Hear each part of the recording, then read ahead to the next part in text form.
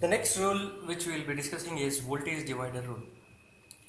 Now let me take an example of resistors connected in series.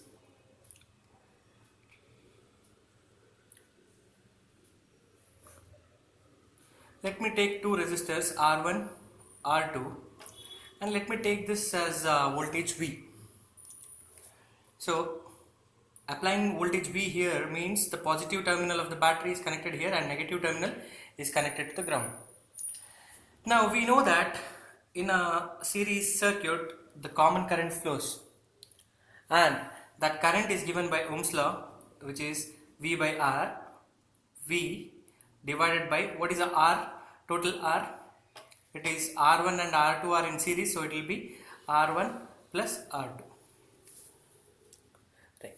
Now if I want to measure the voltage here across R2, now voltage across R2 is nothing but the current, voltage is nothing but current into resistance. So current is I and resistance is R2. Current is I and resistance is R2. What is I here? I, which we have already written. So V divided by R1 plus R2 into R2. So this is called voltage divider law. That means the whatever voltage you give here, it will be divided amongst the resistances. Now let me take a condition wherein R1 is equal to R2. Now what happens here, you see V0 is equal to V into R1 is equal to R2, so I can write R2 and here 2R2 because R1 is equal to R2. R2 gets cancelled, so V0 is equal to V by 2. That means if V is a voltage here, the voltage appearing across R2 is V by 2 and voltage appearing across R1 is also V by 2.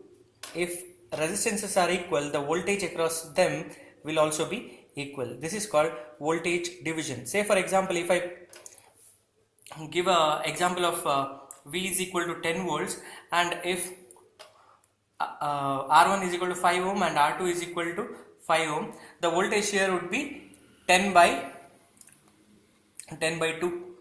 That is 5 volt will be present across this and 5 volt will be present across resistance R1.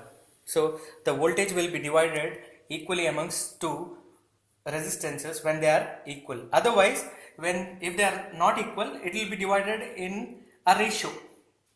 So the voltage across a resistance R2 is main voltage into that resistance divided by the sum. So this is called voltage divider rule. The next rule which we will be using extensively throughout our network analysis course is current division rule. Now current usually divides, as we have seen in the previous case, voltage divides when resistances are connected in series or when impedances are connected in series. Current divides when they are connected in parallel. Now let me take a simple example of two resistors connected in parallel.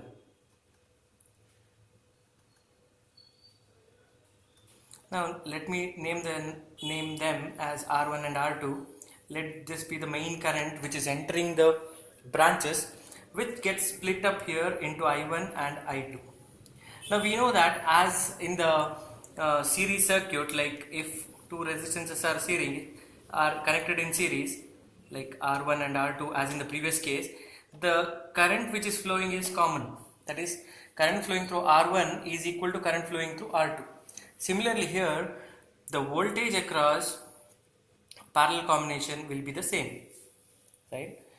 Now we already know that if a 5 ampere of current flows here and if R1 and R2 are equal, 2.5 will flow this way and 2.5 will flow this way. So this main current is equal to the sum of branch currents I1 plus I2.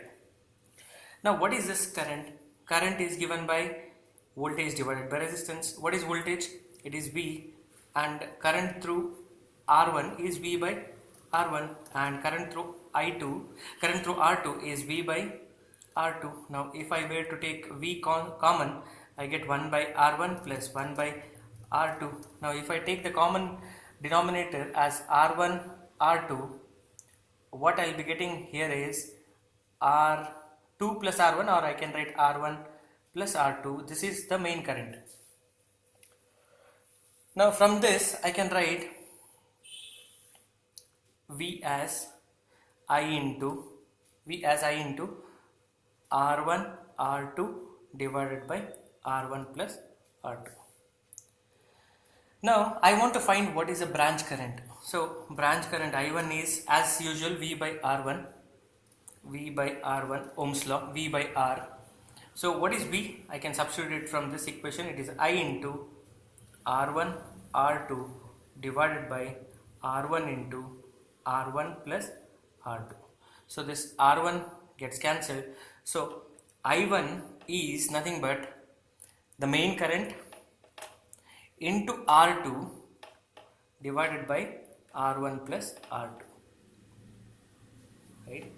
So current through a parallel branch is the main current into resistance of other branch, that is R2 here, R2, divided by the sum of resistances. Right?